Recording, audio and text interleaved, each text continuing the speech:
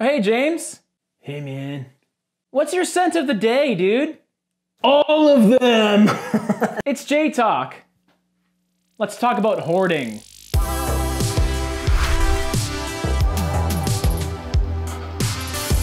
Welcome to J-ROYL, everyone. My name is James. This is J Talk, where we have a bit of a talk, a bit of a chat, a little bit of a discussion.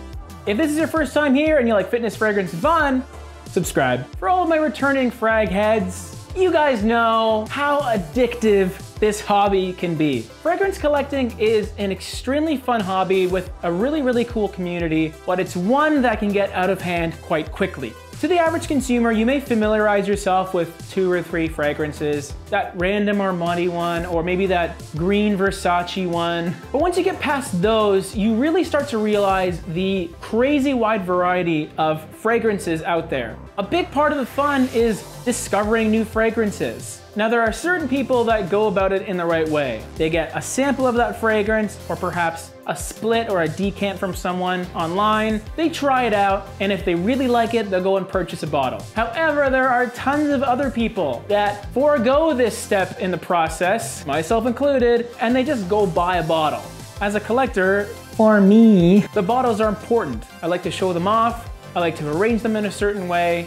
There are a lot of us out there that go from collecting to hoarding.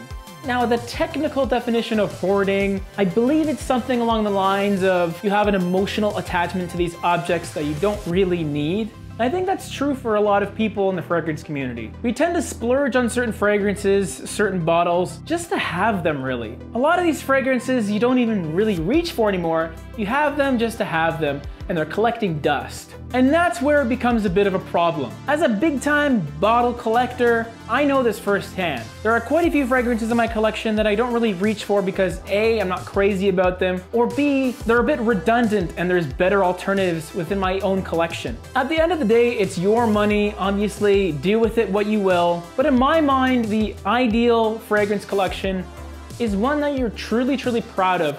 Not for the quantity necessarily, but the quality. Every fragrance in your collection should ideally be hand-picked. Now, I bet a lot of you out there can't wait for your next big fragrance purchase when you haven't even really worn your previous purchase a whole lot. Take your time with this hobby. Pump the brakes a bit. Try and purchase fragrances that you really are crazy about, or they fulfill a specific need that other fragrances in your collection don't. Practice self-awareness and know the difference between collecting and hoarding.